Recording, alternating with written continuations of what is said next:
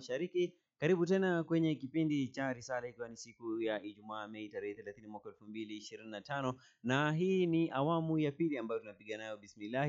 Kwenye awamu ya kwanza tulikuwa tukielezea ishara ambayo inapatikana katika kule kutajwa kwa Nabii Yunus na Nabii Isa alayhi salam kuwa na ishara. Kwa hivyo kumbuka tu msikilizaji, nambari za simu 0727444454 au 0738648881, na tutakuwa tukipokea jibu ama tukipokea swali lako moja kwa moja. Wapo unaandika ambalo unataka kuongezea pia, itakuwa muhali sana, itakuwa muhimu sana kuweza kutufikia kupitia nambari hizo. Na studioni tuko naye Sheikh Abbas Athman na al-Ustadh Hassan Athman ambao wamekuwa wakitupambia mada katika awamu ya kwanza. Napokea simu ya kwanza hapa kwenye awamu hii ya pili. Ikra FM, halo. Assalamu alaikum Ikra. Wa alaikum salam wa rahmatullahi wa barakatuh. Karibu sana kwenye kipindi cha Risala. Ndugu Saidi wa Westlands. Naam, ndugu Saidi kutoka Westlands, karibu sana. Ya ingawaje maleti kama sokuwa kuna pali ningependa mwalimu arudie hapo. Nilifungua kizungumzo habari ya moyo wa na tumbo la nchi, kuhusu habari ya Yesu ambayo atapotea kwa siku 3.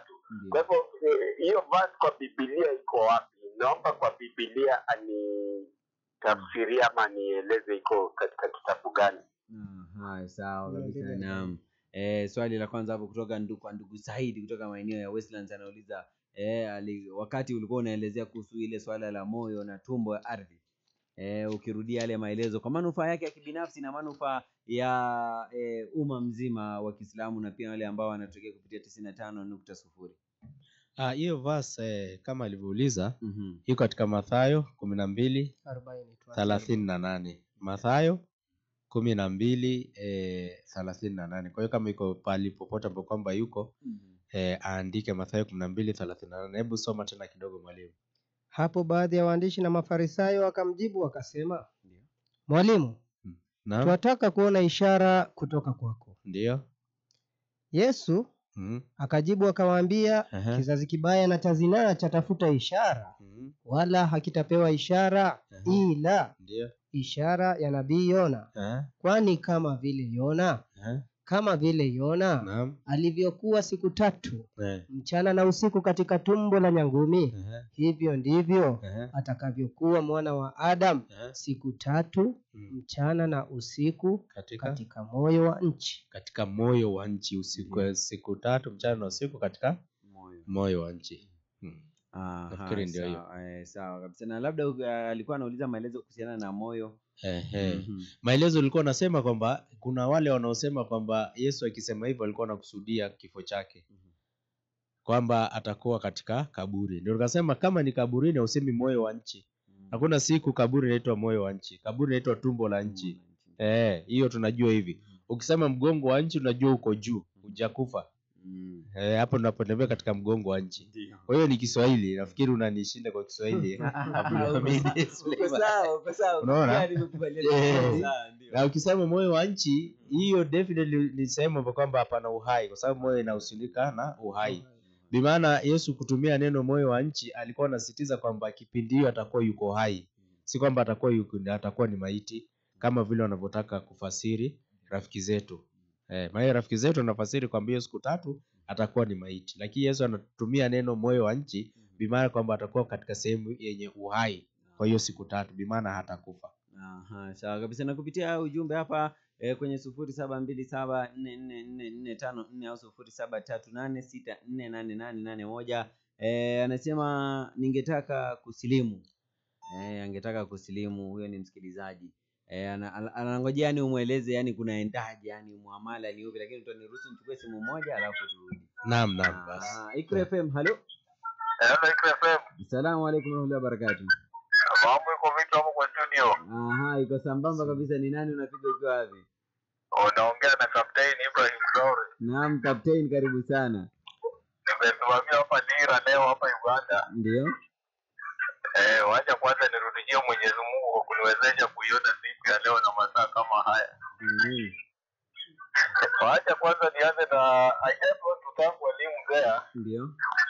for the great job they are doing of trying to fulfill the will of our ancestors and the founding fathers of motherland Africa, Ndio. who wanted a unified Africa where black man and woman Ndio.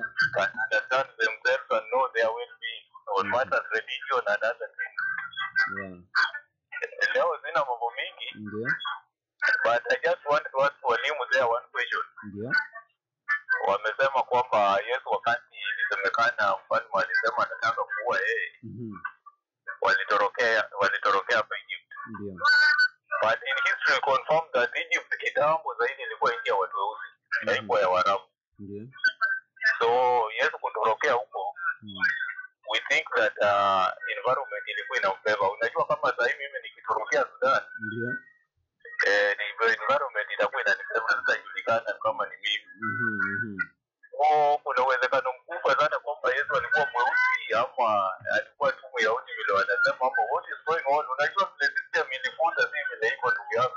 Kweli kabisa Captain Ibrahim. Nimepata jibu lake hapa. Anauliza unajua kuna kitu inaitwa kublend in. Yesu alikuja Afrika kulingana na jinsi alivyo blend in na survive. Je, kuna uwezekano kwamba alikuwa mweusi?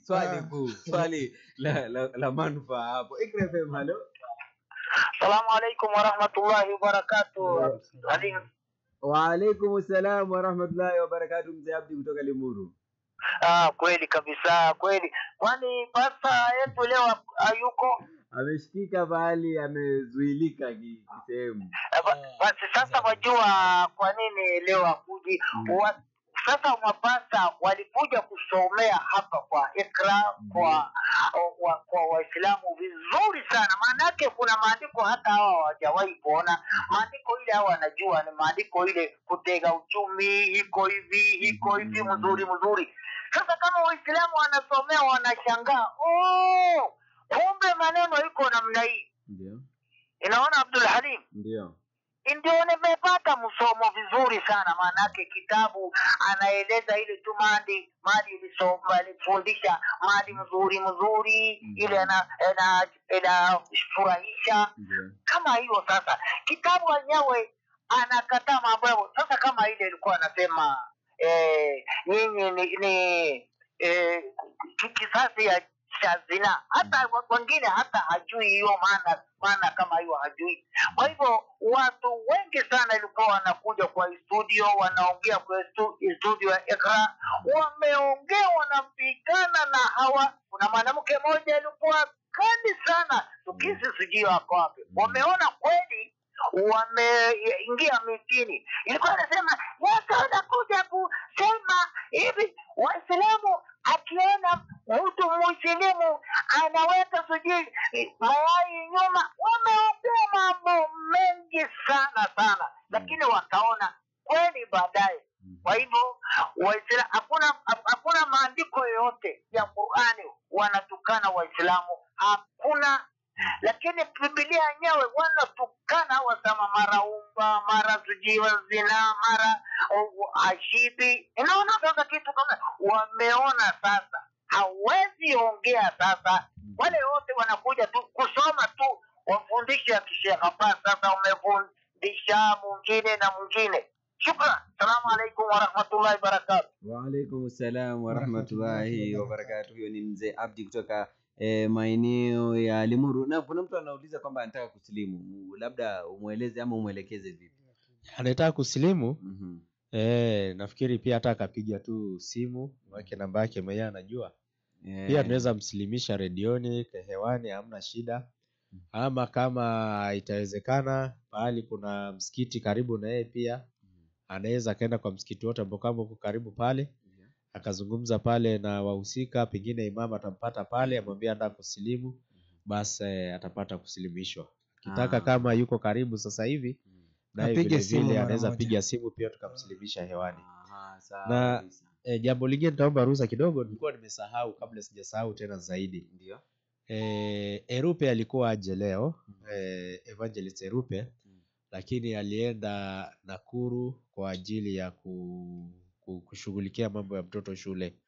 Kwa hivyo akachelewa pale na akanipigia simu akaniambia kwamba atachelewa, haoni kama atakuja kwa wakati. Kwa hiyo alitoa udhuru. Nilikuwa nimesahau na nafikiri kila mziabu alikuwa anamsubiri.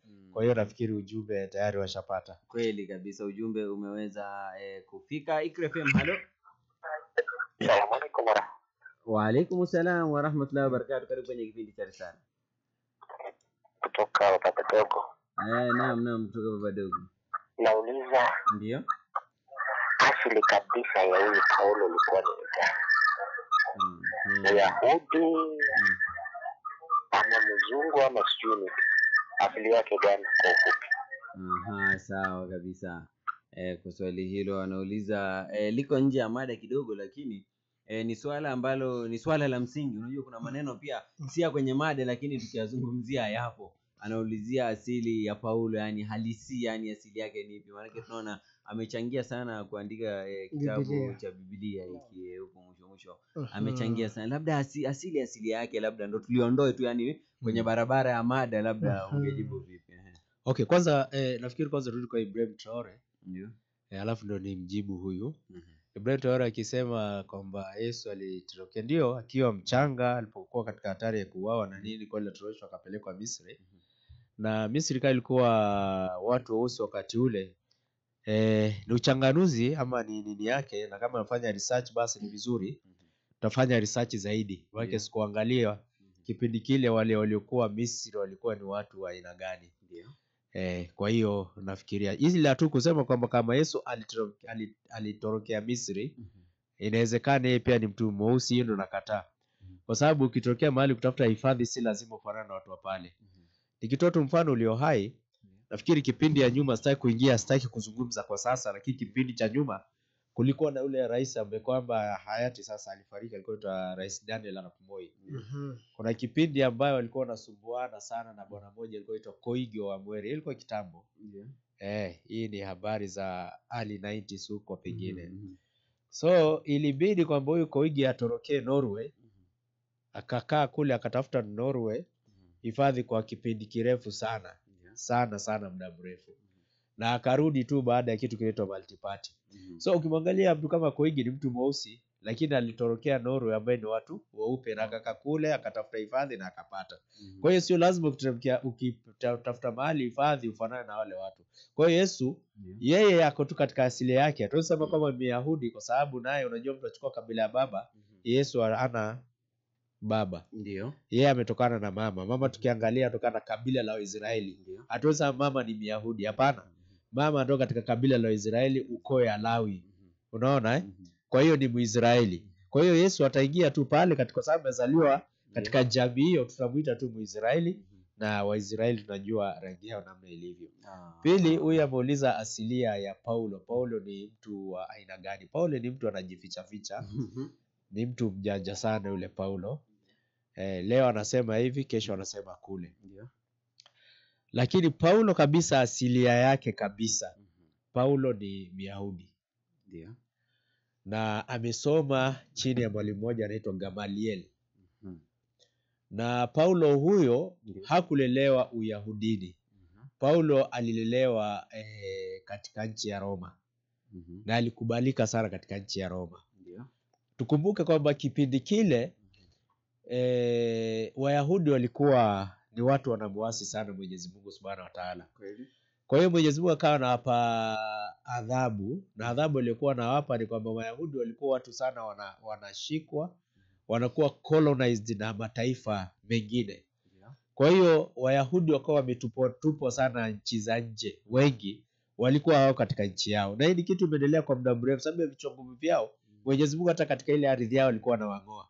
Hata tunaona mpaka juzi walikuwa wamekosa mpaka ardhi kabisa. Wamerudi pale kwa kichwa ngumu wa kutafutiwa. Ni watu vichwa ngumu, na tangu kipindi kile Mwenyezi Mungu alikuwa anawaletea adhabu. Sasa Paulo ni mmoja katika zile familia ambazo kwamba alilelewa Roma, akawa amesoma filosofia kwa uzuri kabisa, na pia akawa amesoma dini yake. Kwa hiyo amezaliwa Rome. Kama vile sasa leo atakuja, pengine nitumie lugha hii, pengine amekuja Mihindi Kenya. Sawa? Kufanya biashara. Na pengine iko na mke wake Mihindi, wamekuja kufanya biashara. Wakaishi hapa. Pengine Mungu akajalia akapata mtoto akiwa katika nchi ya Kenya. yule mtoto atakuwa ni mzaliwa nchi gani? Wa Kenya. Lakini mwenye asili yake ni Mhindi, ushaona? Japo amezaliwa Kenya. Kwa hiyo ni citizen by birth katika Kenya, lakini kabila yake na origin yake ni Mhindi. So na Paulo yeye kabisa kabila yake ni Myahudi. Na mpaka alikuwa na dhehebu ambayo inaitwa Farisayo. Dhehebu ya Farisi haipatikani nje ya Myahudi. Dhehebu ya Farisi ni dhehebu sahihi kabisa na ni dhehebu nzuri, dhehebu ya wasomi na ilikuwa safi. Lakini tu walikuwa na zile unafiki ndani. Japo walikuwa wanaijua dini, wanaijua sheria, wana nini, lakini walikuwa na mambo zao ambayo walikuwa wanawekea watu uzito. Kwa hiyo Paulo alikuwa ni Mrumi, alizaliwa Roma, lakini ni kabila yake ni Myahudi kabisa. Ule ambaye kwamba familia yake ilikuwa Roma, kwa hiyo yakalelewa Roma kwa sababu familia yake ilikuwa Roma, lakini dini yake akaisoma. Japo yuko Roma, alisoma dini yake kwa usahihi kabisa chini ya mwalimu mmoja alikuwa anaitwa Gamaliel. Hebu nisomee Matendo 5:34. 5:34 Matendo ya Mitume. Mambo ni kama hayo. Ndio zika atakuwa nimesahau, kama atakuwa nimesahau utapiga research baadaye. Alafu nakuja leo, lakini nafikiri sijasahau sana. Maswali kama haya mimi sijaulizwa karibu ya 5 ama. Leo mwalimu hata mimi umenipatia mpya hiyo. 5:34 Matendo. Haya 5:34 lakini mtu mmoja Farisayo jina lake Gamalieli, ndio mwalimu wa Torati, ndio mwenye kuheshimiwa na watu wote, akasimama katika baraza akaamuru mitume wawekwe nje kitambo kidogo. Ndio akawaambia, enyi waume wa Israeli, jihadharini jinsi mtakavyowatenda watu hawa.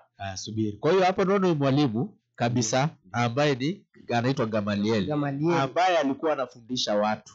Na Paulo pia, na kuna andiko kingine naitafuta japo sijaipati vizuri, inasema kwamba Paulo naye pia alikuwa ni mmoja katika wanafunzi wa huyo Gamalieli.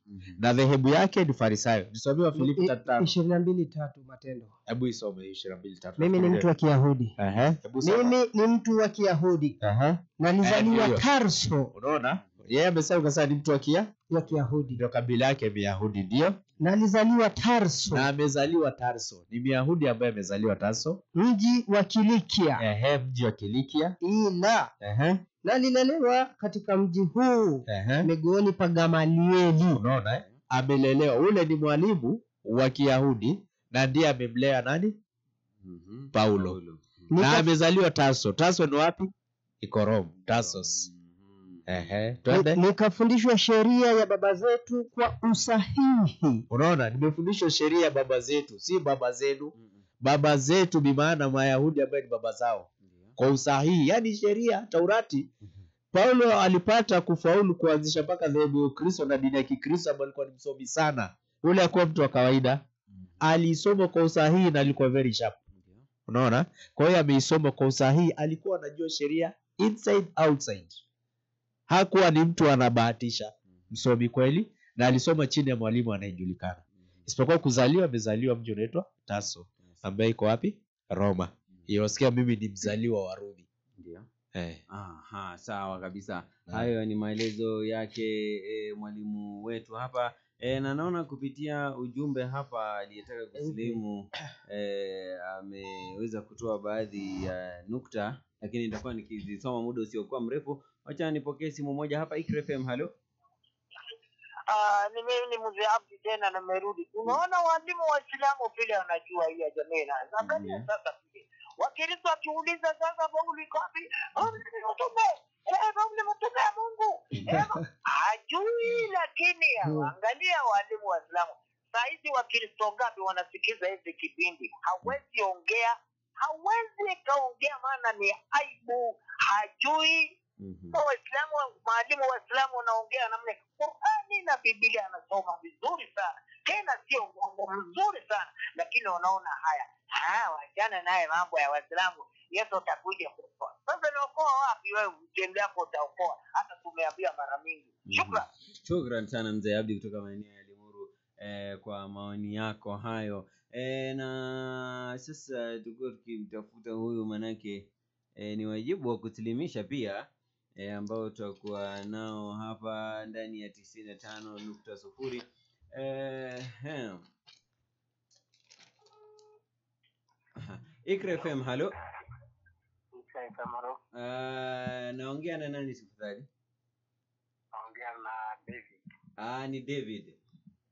David David, umesema kwamba unataka kusilimu. Naam.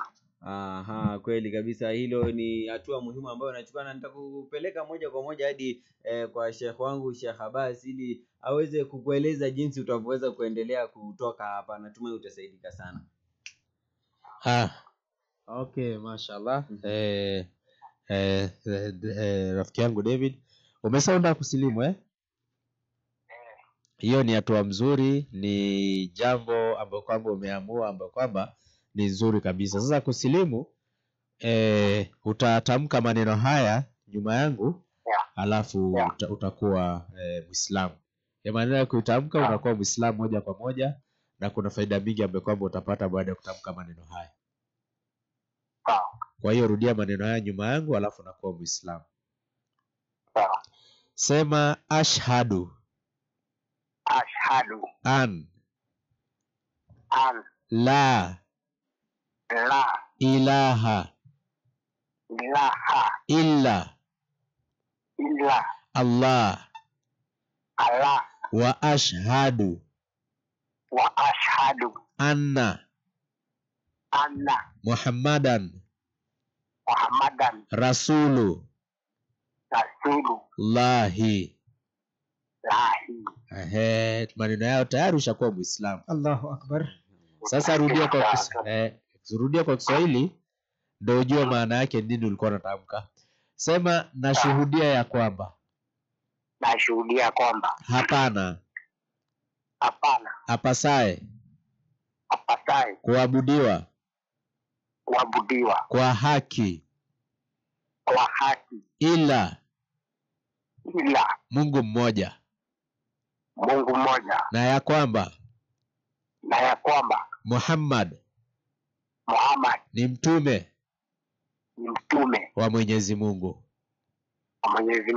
Tayari ushakuwa Muislamu, na kwa maneno hayo Mwenyezi Mungu amekufutia madhambi yako yote. Wewe ni mtu mpya kabisa. Naam. Na kwa kutamka maneno hayo tayari uko na visa ama ticket ya kwenda paradise. Naam, nashukuru. Haupati tiketi hiyo isipokuwa umekuwa Muislamu. Naam. Sasa ungependa jina gani ambalo kwamba ulikuwa unasema labda nilikuwa Muislamu nitapenda kuchukua jina hili? Hamisi. Ungependa jina Hamisi? Naam. Mashaallah. Basi hiyo ni jina nzuri. Tutakuita Hamis. Sawa? Hiyo ni jina nzuri, kwa hivyo nafikiri tayari ushakuwa Muislamu na jina ndio hiyo. Unapiga kutoka wapi unasema? Dagoreti. Sasa hapo kuna msikiti, si unajua penye kuna msikiti? Pale Zaka. Basi utaenda pale, useme umesilimu, alafu utapata masomo bure. Mimi niko na vitabu vya watu wa kusilimu. Pengine ukipata address yako unaweza kuletea kitabu kadhaa, 1-2, na pia vile vile Qur'an, na pia vile vile kanzu. Kama nitapata baadaye contact yako nitakuja kuletea. Nashukuru. Sasa karibu sana katika Uislamu. Takbir. Allahu Akbar. Shukran sana Hamis kwa kuweza kusilimu siku ya leo, na pia nakushauri endelea tu kusikiza Ikra FM na kipindi cha Risala. Utakuwa ukinufaika, maana utakuwa ukiongeza elimu yako. Usome pia vitabu vingi ambapo utakuwa ukisiwa. Hii namba yako nitampa Sheikh Ustadh ambao atahakikisha kwamba unapata usaidizi kutoka hapa. Inshallah. Nashukuru. Haya, kuwa na usiku mwema Hamis. Takbir. Allahu Akbar. Unajua inakuwa ni furaha sana pale ambapo tunaona tunafikia malengo ambayo tunatengeneza vipindi kama hivi kwa ajili yake. Ikra FM, halo. Assalamu alaikum. Wa alaikum salam wa rahmatullahi wa barakatuh. Mimi naitwa Ramadhani Njiraini. Naam, Ramadhani, karibu sana. Ramadhani, nadhani kidogo hapo mkanganyiko wa mitabendi katika hali ya hewa. Naam, Ramadhani. Na uko nauliza. Ndio. Na Ramadhan, punguza sauti ya redio yako tafadhali. Nilikuwa nauliza Ndio. kama Paulo aliwahi kukutana na Yesu. Sawa kabisa. Swali muhimu sana. Nzuri sana. Labda una swali lingine? Asante. Bado sina swali lingine. Haya, shukrani sana. Ramadhan ameuliza swali moja. Yes or no? Paulo hajawahi kuonana na Yesu. Wala hata hamjui Yesu, hajawahi kutana kabisa. Maana Paulo ametoka miaka 14 akianza mambo yake na mafundisho yake ameanza miaka 14 baada ya Yesu kupaa. Hawajaonana.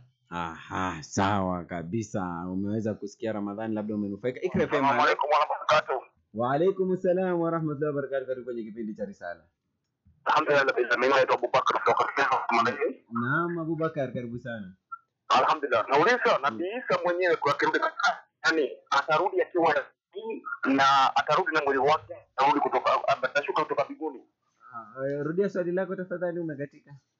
Nasema Nabii Isa ndio atarudi duniani mara ya pili akiwa nabii, ama atarudi mtu wa kawaida na atashuka mbinguni akiwa mwili mzima atakutoka wapi? Ndio, sawa kabisa. Abubakar, kwa swali hilo, swali muhimu sana, jinsi atakavyoshuka. Unajua hapo umeweza kuongelelea ishara. Na watu sasa wameshaanza kuconnect kwamba ishara yangu ilikuwa ni kuishi kwenye moyo. Sawa, mwalimu, tiki hiyo. Sasa katika hali ya kurudi, manake tusha establish kwamba kuzaliwa kwake kulikuwa kwa amani. Kuishi amesema ishara yake tumwangalie Yunus. Kama yoyona. Sasa katika hali ya kurudi, atarudi na mwili ipi? Yesu alienda na mwili wake ukiwa hai. Ndio. Mwili wa nyama na mifupa. Hivyo. Alienda hivyo.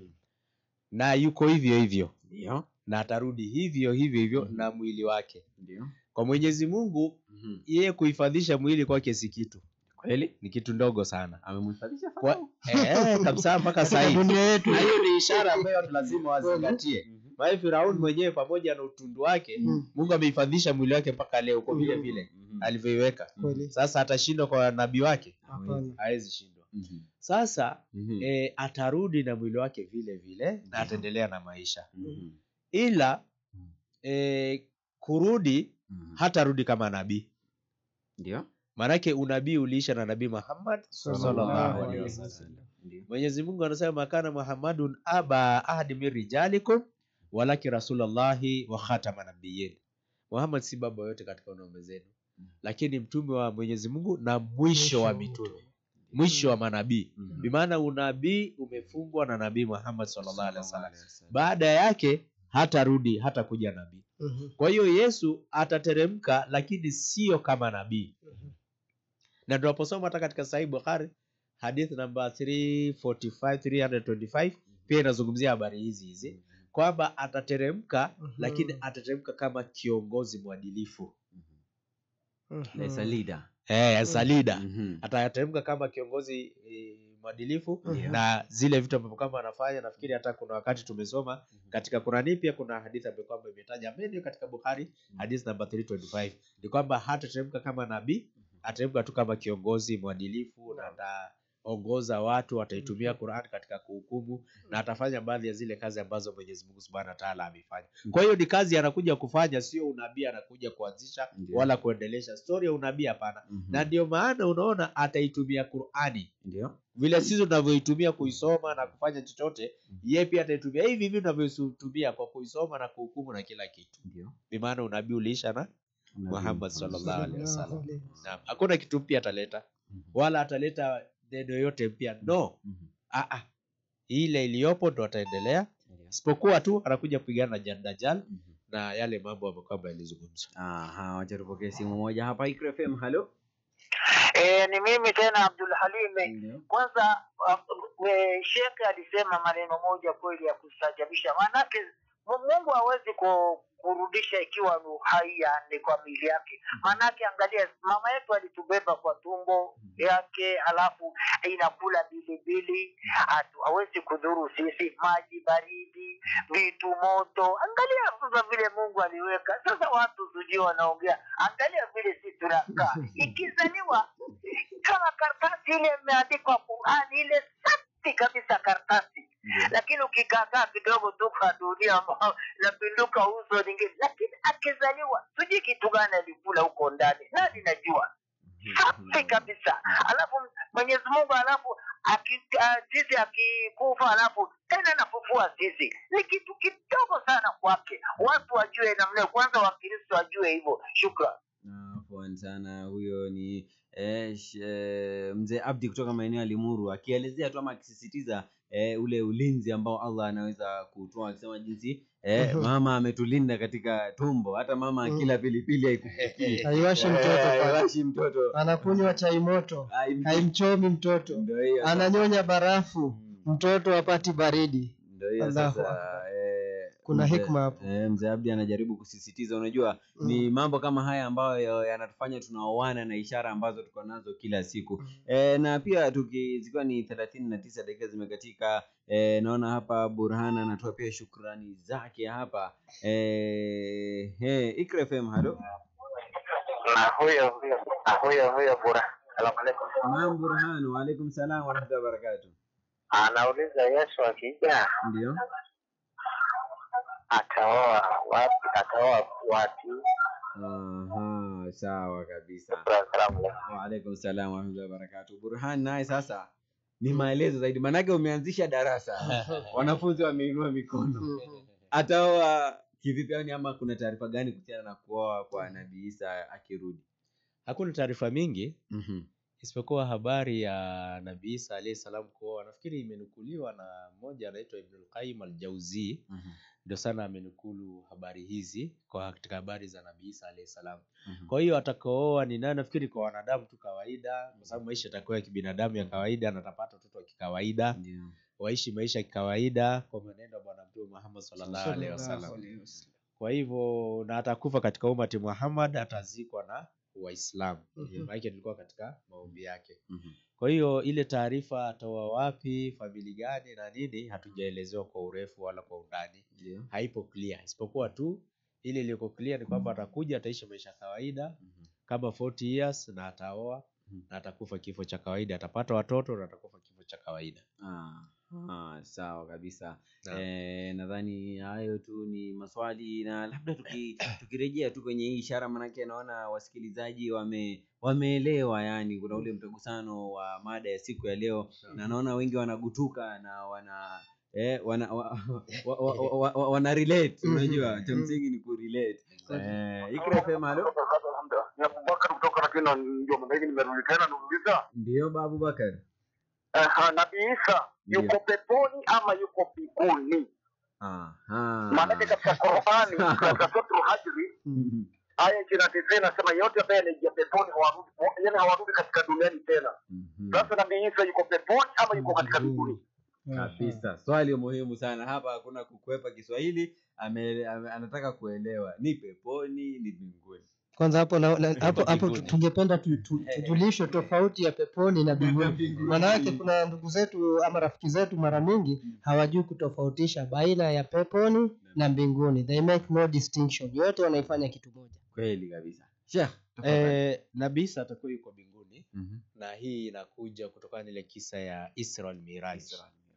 Alipokuwa ameenda Bwana Mtume Muhammad sallallahu alaihi wasallam kuchukua sala 5, hizi bingu alipokuwa anapita akienda alipatana na manabii katika bingu mbalimbali. Kuna manabii walikuwa bingu ya kwanza, ya pili, ya tatu, ya nne na ya tano. Kwa hiyo Isa yuko peponi. Peponi watakaoingia ni siku ya mwisho, sio sasa. Yeye yuko mbinguni. I don't know ilikuwa bingu ya pili, siwezi kumbuka sana, sijafuatia, lakini takuja angalia tena vizuri. Isipokuwa ukitaka habari kamili iko katika hiyo kisa cha Isra wal Miraj, pakipatana kina Nabii Ibrahim alayhi salam akipatana na Nabii Musa. Ndio Musa aambia sala 50 ni nyingi sana, nenda tena ipunguzwe, hivyo. Kwa hiyo ni ishara kwamba yuko peponi lakini yuko mbinguni. Sawa kabisa. Nadhani hilo swali umeweza kujibu fantastically. Tunasema hivyo. Wacha tuweze kupokea simu nyingine hapa.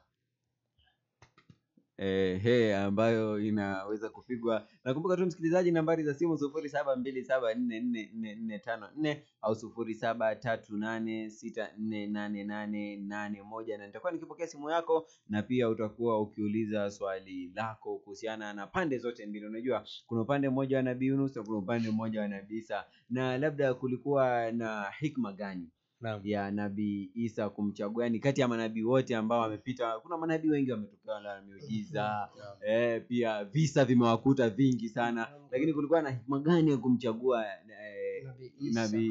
Nabii Isa kumchagua Nabii Yunus?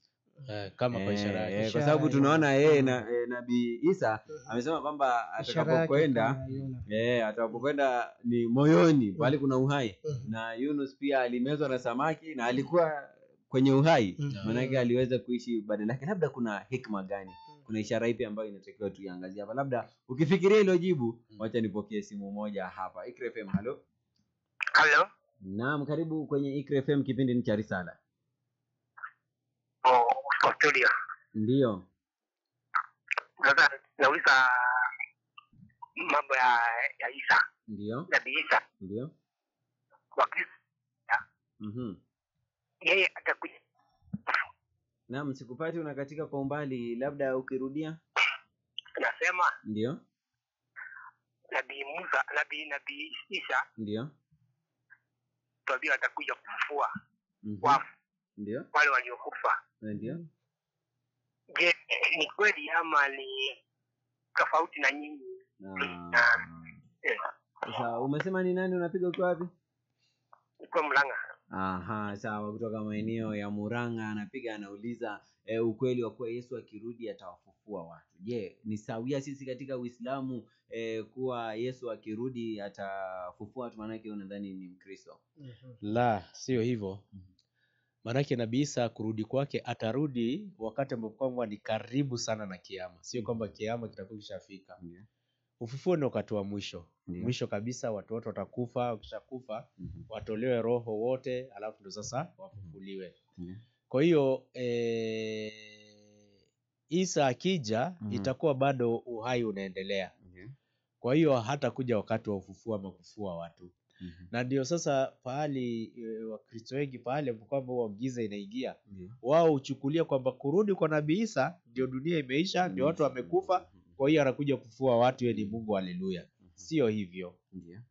Yeye anarudi na kazi maalum, na hiyo kazi ambayo kwamba anarudi nayo ni kazi ya kupigana na Dajjal, ndio kubwa, na wale Yajuju wa Majuju. Hiyo ndo kazi kubwa ambayo anakuja kufanya. Hakuna mambo mengine zaidi hapo. Ataishi maisha kawaida, atakufa.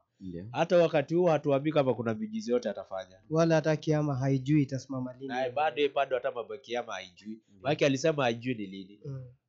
Kurudi anajua atarudi karibu kiyama kitokee, lakini kiyama hata Yesu mwenyewe hajui. Kwa hivyo kama hajui kiyama, sidhani kama atafufua. Maana kwanza angejua kiyama kweli hapo lakini hata kiyama yenyewe hajui, atakujaje kufufua? Kweli. Msikilizaji, kumbuka nambari za simu 0727444454 au 0738648881. Ikra FM, halo. Asalamu alaykum Sheikh. Wa alaykum assalam wa rahmatullahi wa barakatuh. Karibu kwenye kipindi cha Risala. Ni nani unapiga ukiwa wapi?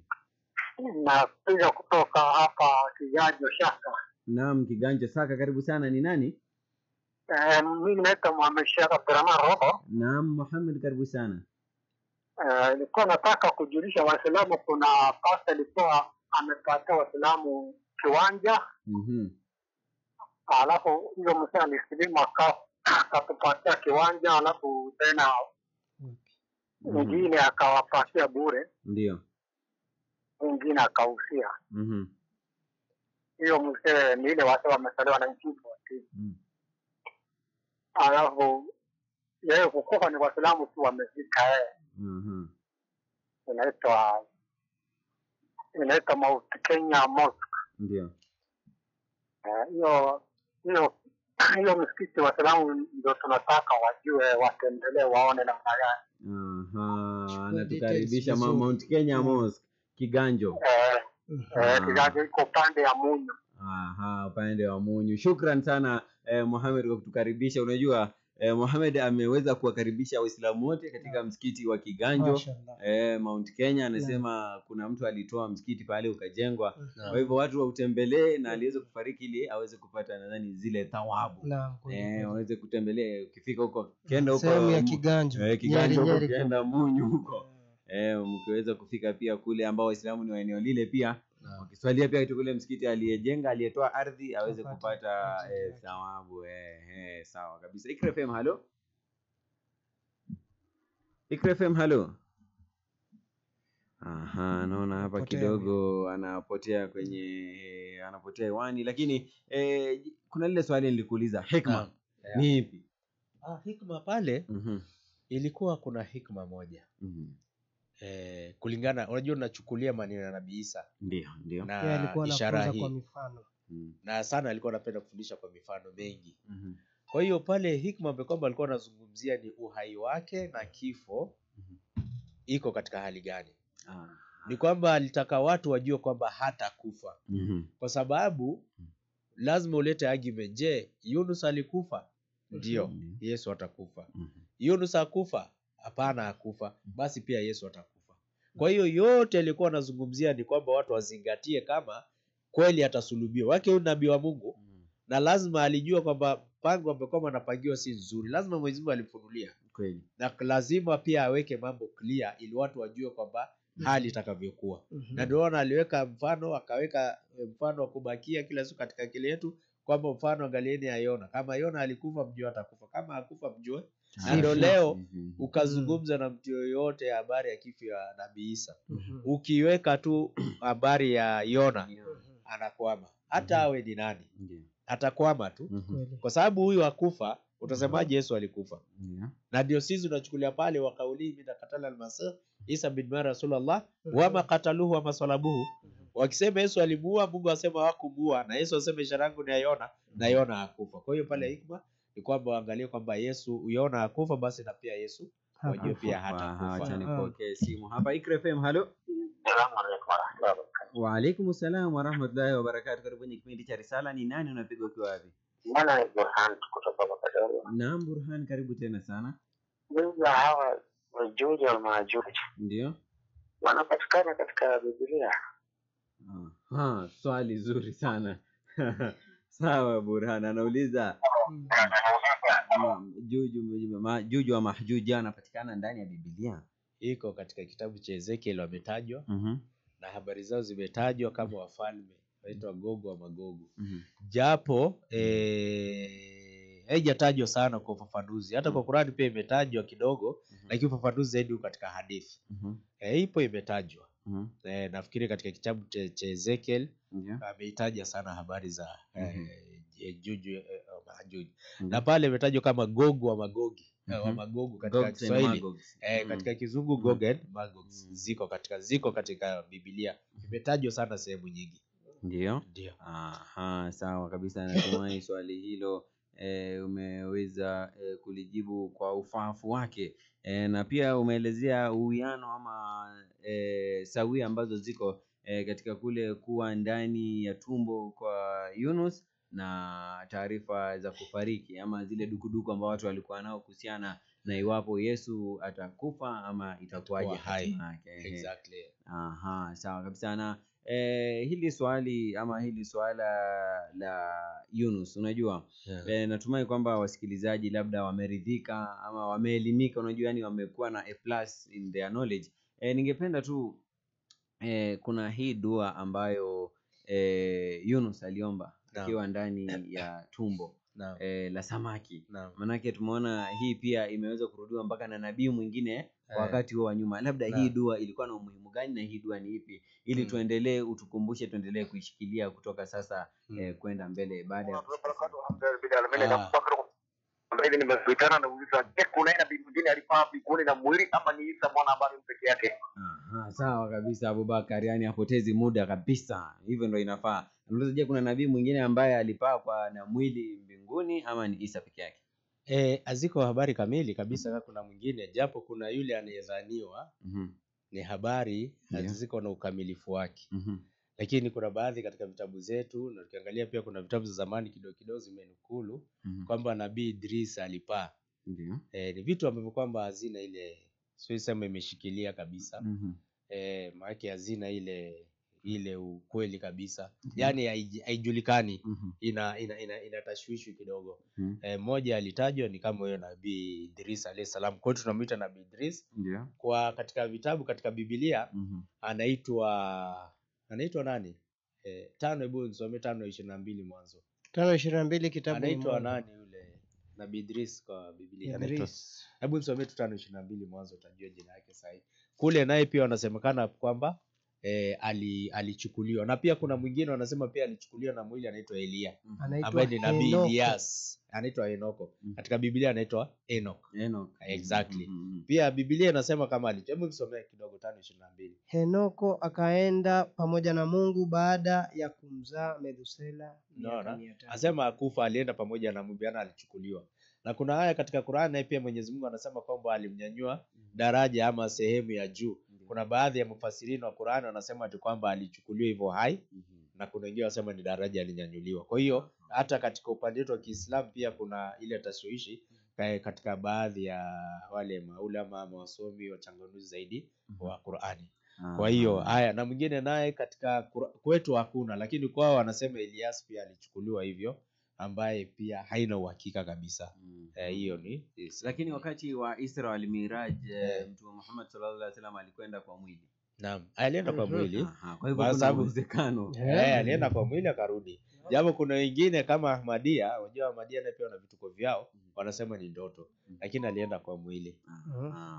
Sawa kabisa. Na kuna hii ishara na swala la Yunus kukua katika tumbo la samaki. Maana haitakuwa haki tumalize Yunus kama hatujataja hiki kisa na tukapata mafunzo ndani yake.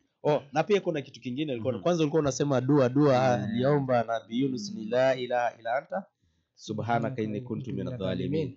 Hii ndio dua ambayo kwamba aliomba akiwa katika tumbo la nyangumi, na sababu ya kuomba dua hiyo ni kwamba alipokuwa ametumwa katika ule mji alikuwa ameogopa kwenda, alihofia kwenda katika mji ule, akaogopa. Ndio nikisoma pale 3:1 ikawa inaelezea. Kwa hivyo ikawa tu kwa sababu Mungu amechagua aende, lazima ataenda. Na katika ishara hiyo baada ya kumezwa na ile tumbo la nyangumi, ikaenda ikamtupa tu katika mji huo ambao kwamba Mwenyezi Mungu alikuwa amemtuma. Na wale watu wa pale kwa ile walipokuwa katika mamezama katika madhambi na maovu zao, walipoona ile ishara tu walitubia. Mji mzima ulitubia. Ndio mji wa pekee katika historia ambao waliona ishara na wakatubia.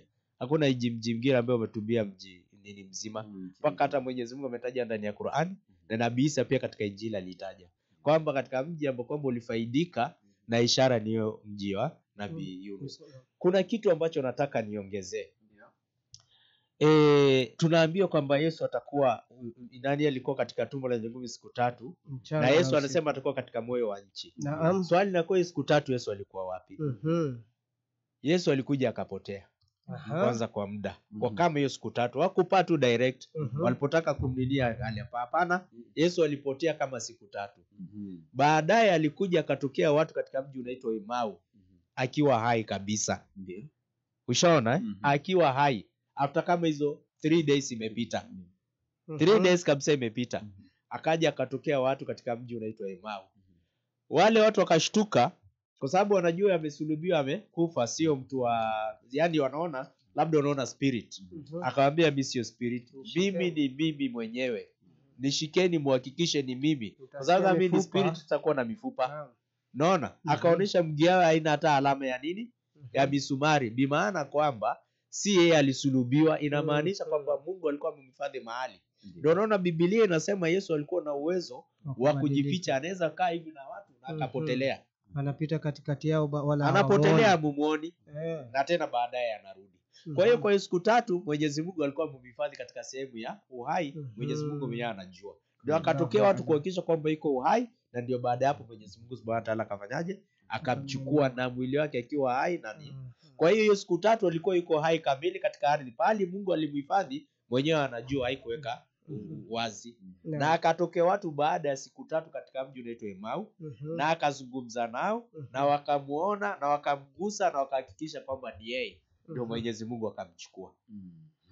Kwa hiyo nafikiri ni kitu ambacho kwamba nilikuwa sijaelezeza, nafikiri kidogo sasa pengine itakuwa watu pengine watapata kuielewa. Naam. Sawa kabisa.